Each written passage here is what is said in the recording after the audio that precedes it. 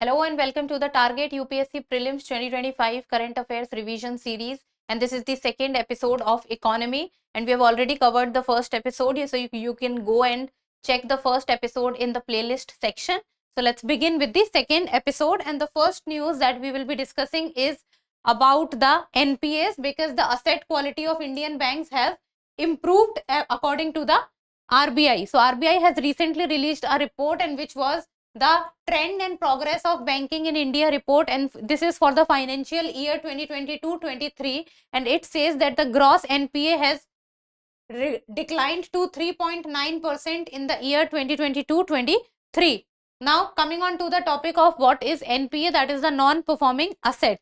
So NPA is basically a loan or advance which has been given by the bank or the financial institution, and the borrower is not able to repay the principal amount and the interest at least for 90 days.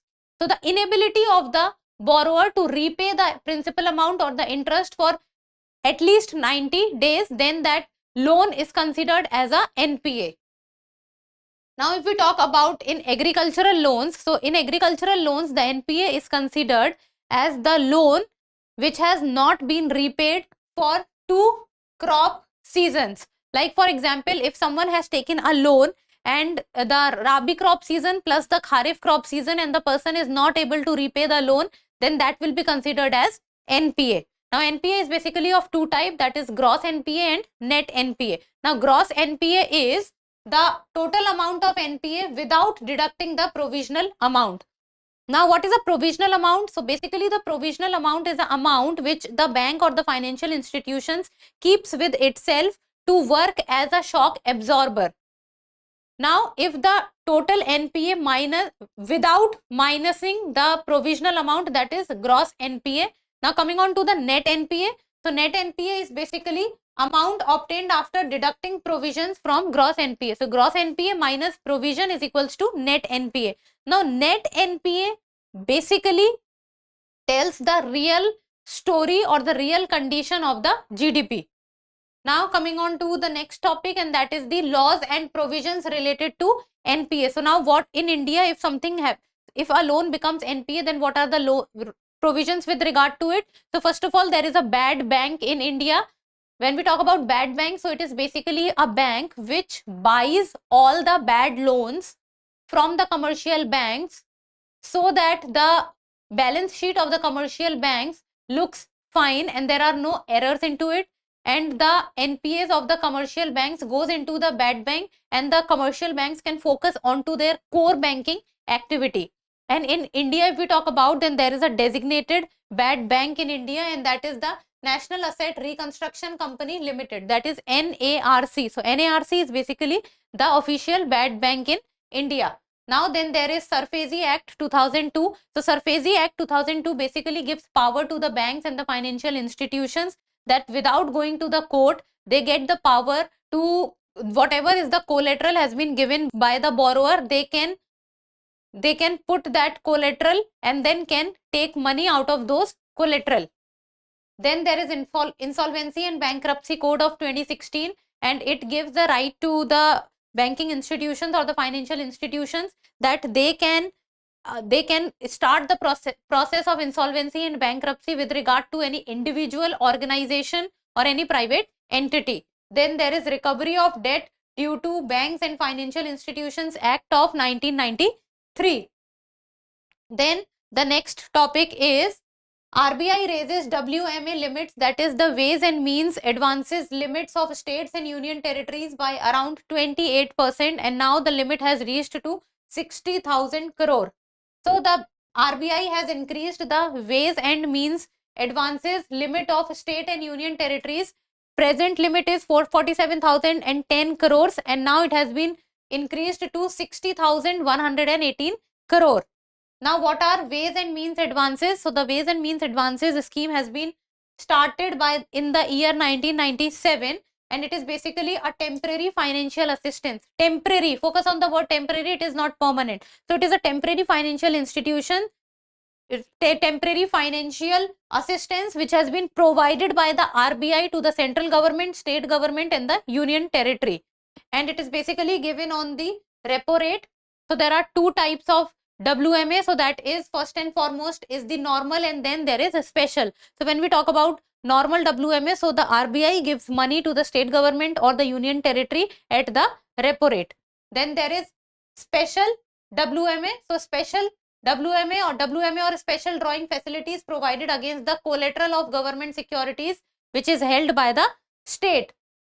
And after the state has exhausted the limit of SDF, it gets normal WMA. So basically in SDF, the repo rate, the rate at which the RBI gives the money to the state government or the union territories, so it is basically less than the repo rate. So for example, you can say that if 5% is the repo rate, then the RBI gives the temporary assistance to the central government and the union territory at 4%.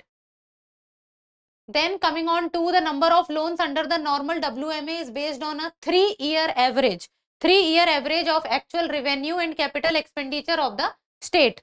Now apart from the WMA, there is other facility also, and that is known as the overdraft facility. Now overdraft facility is a facility which is given when the financial assistance given to the state exceeds its SDF and WMA limit. So it is basically, overdraft is that if any state government or any kind of union territory, they require amount at a urgent basis, then they can take some extra amount also from the RBI. So usually state government and union territories can avail overdraft for up to 14 days, and the period can be relaxed by the RBI. It depends on the RBI. Coming on to the next topic, and that is White Revolution 2.0. Now what is White Revolution 2.0? So whenever we talk about the White Revolution, what comes to our mind is that the White Revolution with regard to increase of the milk production in the country, and the name which is associated with White Revolution is the Verghese Kurian. So recently the Ministry of Cooperation has unveiled the SOP, that is the Standard Operating Procedure for White Revolution 2.0, and it aims to empower women farmers and create employment opportunities. So basically to include the women farmers into the economy and give them more employment opportunities. About White Revolution 2.0, so it is an initiative for women empowerment and fight against malnutrition, as well as to increase milk production. So the basic idea is to increase milk production and give more employment opportunities to the female farmers. And it is an analogous to White Revolution, which transformed a dairy deficient country into a global leader in milk production. White Revolution is also known as Operation Flood. Now what are the key objectives of White Revolution 2.0? So that is increase in milk procurement by dairy cooperatives. So if the milk procurement will increase, then the production of the milk will also increase, and if the production of the milk will increase, more and more people will get jobs. Then empowering women farmers so that they can be included into the economy as well. Strengthening of dairy infrastructure, as India already has one of the biggest dairy infrastructure. One of the biggest example is Amul of it. Then promoting dairy exports and financial inclusion. Then the aim is to increase procurement by cooperative societies from the present 660 liters per day to 1 lakh liters per day. So the production will also increase. About White Revolution, so it is a dairy development initiative started during the year of 1970s, and the basic aim was to make India from a milk deficient country to a milk procurement, to a milk production country, and it was headed by Dr. Verghese Kurian. Now every year on 26th November, India celebrates the National Milk Day. So National Milk Day is celebrated on 26th November. Now what were the steps which was taken by the government for the dairy sector, or the improvement of the dairy sector, was Animal Husbandry Infrastructure Development Fund, then there was Kisan Credit Card, National Gokul Mission, National Program for Dairy Development, and then comes the Livestock Health and Disease Control Program. So these are few of the steps which has been taken by the government for making better of the dairy sector. Now coming on to the next topic, and that is the Cabinet has approved the National Mission on Edible Oilseeds, that is NMEO Oilseeds Mission. So that is, the cabinet has approved the national mission on edible oil seeds from the year 2024-25 to 2030-31, and the goal of this mission is to make India self-sufficient in oilseed production in 7 years. Because as of now, if we talk about the palm oil, all the oil seeds, then India is very much dependent on the imports, and basically the imports are coming from in countries like Indonesia and Malaysia. So the basic idea is that the manufacturing and the production in India must increase so that the import from the outside countries must decrease. The mission will launch the Sathi portal. So the portal that will be launched is the Sathi portal, which will enable states to coordinate with stakeholders for timely availability of quality seeds. So the seeds will be available to people easily. So the NMEO oil seeds launched by the Ministry of Agriculture and Farmers Welfare, basic idea is to promote domestic oil seeds production in order to reduce dependence on the import. Then it aims to increase domestic edible oil production to 25.45 million tons by the year 2030-31, meeting about 72% of India's estimated domestic requirement. So if not 72%, then it can go to 50%, then can increase to 60%, then can increase to 70-75%. So the idea is basically that the domestic production must increase with time. Then key features of the scheme is, first and foremost, is the Sathi portal.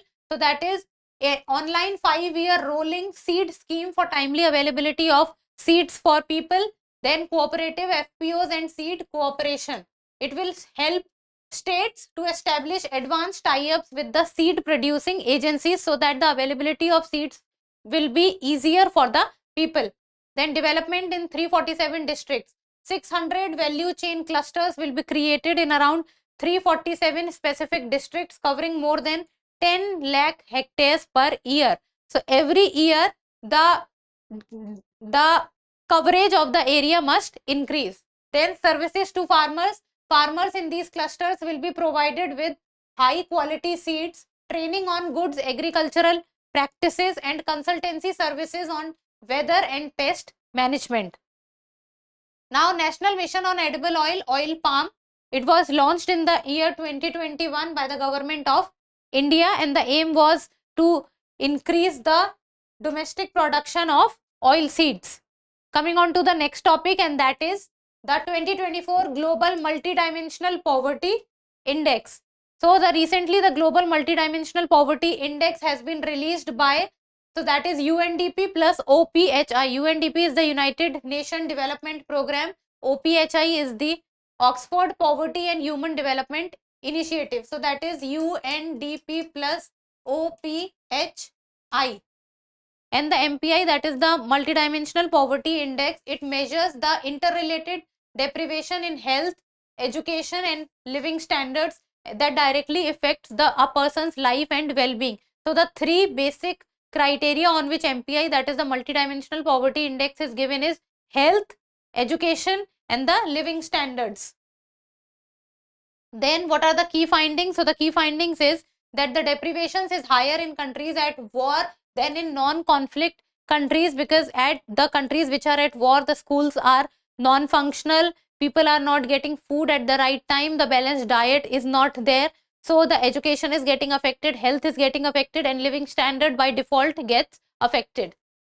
1.1 billion people in 112 countries live in acute multidimensional poverty. Acute multidimensional poverty means that the multidimensional poverty, it means that the poverty is not in one respect, it is in many respects, that proper nutrients are not being given, intake of nutrients is not being done, intake of vitamins is not being done, then the education is not meeting, then the living standards is not up to the mark. Then according to the report, India is the country with the highest number of poor people with a population of around 234 million.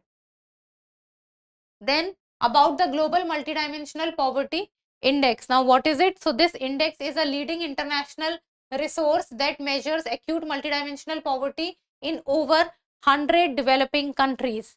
Then it was first launched in the year 2010 by OPHI and UNDP, Human Development Report Office. So you need to remember who releases it, OPHI plus UNDP. Then the MPI monitors deprivation across 10 indicators, and these 10 indicators are related to health, education, and the living standard of people. Now, when we talk about health, so it means nutrition and the child mortality. Then if we talk about education, so what are the number of years students are spending in school, what is the school attendance of people, what is the head count ratio.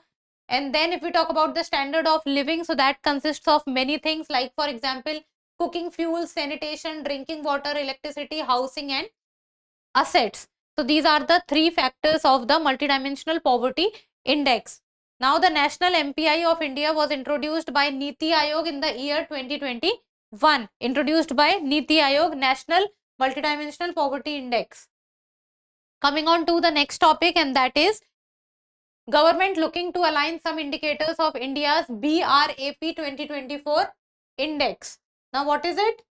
So that is Business Ready Report 2024. So it has recently the World Bank. So the World Bank has launched the Business Ready Report of the year 2024 in place of the Ease of Doing Business report. So instead of the Ease of Doing Business report, Business Ready Report has been released. Now what is Business Ready Index? So it is a new data collection and analysis project of the World Bank Group, and the aim is assessing the businesses and investment climate around the world. So how the businesses and the climate and the environment with regards to the development of the business is around the world. Then the objective is providing inclusive and sustainable economic growth. Now sustainable economic growth means that the growth which is taking place, the growth must increase and is long lasting. Then encouraging private investment, creating employment, and enhancing productivity. And the environment must be that that starting of the business and performance of the business can go on for a long period of time, and the hurdles which comes while running onto the business, so that hurdles can be minimized. Now there are three major pillars of its evaluation. First is the regulatory framework, then comes public service, and then comes operational efficiency. Regulatory framework evaluates the rules and regulations through a firm's life cycle, promoting clarity, fairness, and consistency with regard to the regulations, and how the time spent in these regulations can be minimized, so that the working environment and the business environment can be more friendly. Then comes the public services. So this reviews the government services and infrastructure that support businesses, focus on digitalization, transparency, and interoperability. Then comes the third aspect, and that is the operational efficiency. So that is, it measures the ease of compliance with regulations and access to public services, with an emphasis on ease of operation and regulatory efficiency. It covers 10 areas of the firm's life cycle, including business entry, labor regulation, and international trade. Then these areas focus on starting, operating, and closing or reorganizing business activities. So basically the idea is that the business activities must do well, and starting of the business can become easy for the entrepreneurs. Coming on to the next topic, and that is the Navratna status for the central public sector enterprises. So the government has granted the Navratna status to 4 central public sector enterprises, and the name of these 4 CPSE is: first is RailTel Corporation of India, second is the Solar Energy Corporation of India, third is the SJVN, that is the Satluj Jal Vidyut Nigam Limited, and fourth is the NHPC, that is National Hydroelectric Power Corporation. Currently, the total number of Navratna CPSE in India is 26. Now, if we talk about Maharatna, Navratna, and Miniratna, so first and foremost is Maharatna, launched in the year 2010. What is the criteria for giving the tag of a Maharatna to any company? So that is, company should get Navratna status. So already must have the Navratna status, must be listed on the Indian Stock Exchange, minimum prescribed public shareholding under the SEBI. Then the average annual net worth should be more than rupees 15,000 crore in the last 3 years. 15,000 crore.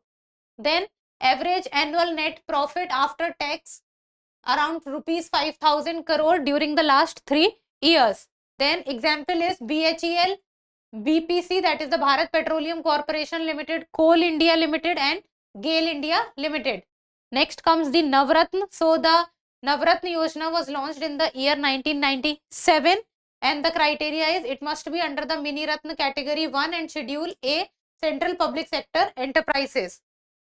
Then it must have achieved excellent or very good rating under the MOU system in 3 of the last 5 years. Example of Navratna is Bharat Electronic Limited, Hindustan Aeronautics Limited. Coming on to the third aspect, and that is the Mini Ratna. So Mini Ratna is, it was started in the year 1997. So Mini Ratna category 1 is must have earned continuous profit for the last 3 years and must have earned a net profit of at least 30 crore rupees once in 3 years. So out of 3 years, in 1 year it must have earned the profit of around 30 crores. Now Mini Ratna category 2, that is it must have earned profit continuously for the last 3 years and have positive net worth.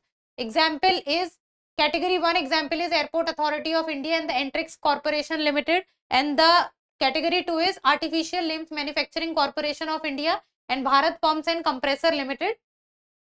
So this was the Maharatna, Navratna and Mini Ratna. So the next topic is the revision of the current series of wholesale price index. So revision of the base year of the wholesale price index, that is WPI. So basically recently the government of India has constituted a working group for the revision of the current series of WPI. The base pair revision from the current base year is 2011 to 2012. Revision needs to be done to 2022 to 2023 and it is chaired by the Niti Aayog member Professor Ramesh Chandra. So if we talk about the WPI, that is the wholesale price index, so it measures the changes in the prices of goods sold and traded in bulk. So it is not by retail, it is in bulk by wholesale businesses to other businesses. So the usually day-to-day buying of people, normal people like you or me or individuals, so that does not get constituted under the WPI, it gets constituted under the CPI. So WPI is published by the Office of Economic Advisor, Ministry of Commerce and Industries. So it is most widely used inflation indicator in India. The major criticism is that the general public does not buy products at wholesale prices. Next is with regard to digital rupee. So the governor of the RBI has emphasized on the innovative features being developed for the India's CBDC, that is India's central bank digital currency known as the e-rupee. And it emphasized that the potential of features like permanent transaction deletion needs to be done so that the anonymity done by the transaction or the person is made. More and more anonymity needs to be there. Now what is CBDC? That is central bank digital currency. So it is a fiat currency and it is issued in the digital form by a central bank. It means fiat currency means it is a legal currency. So the way we use rupees or checks, so the same way the digital currency can be used and it has a legal backing, unlike the cryptocurrencies. So the RBI gives a legal backing to the CBDC and they can be used for the transaction and it will be considered a legal transaction. Objective is to reduce risk and cut cost in handling physical currency, phasing out soiled notes, transportation, insurance and logistics. If we talk about the global trend, then Bahamas was the first economy to launch its own nationwide CBDC and that is known as the Send Dollar and the year is 2020. Nigeria launched the e-Naira in October 2021 and became the world's second CBDC.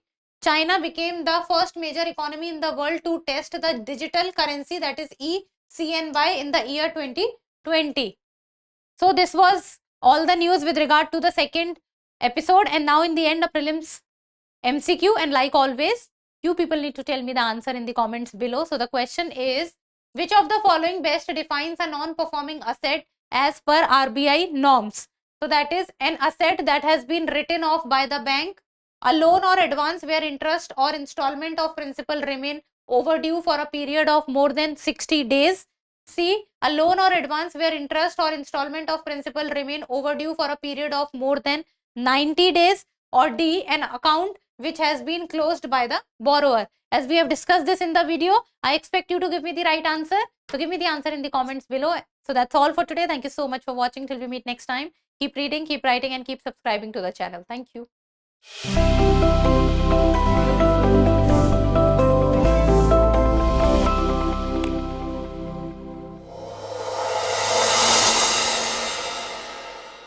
For more informative content, like, share and subscribe, and do not forget to press the bell icon to get the notifications.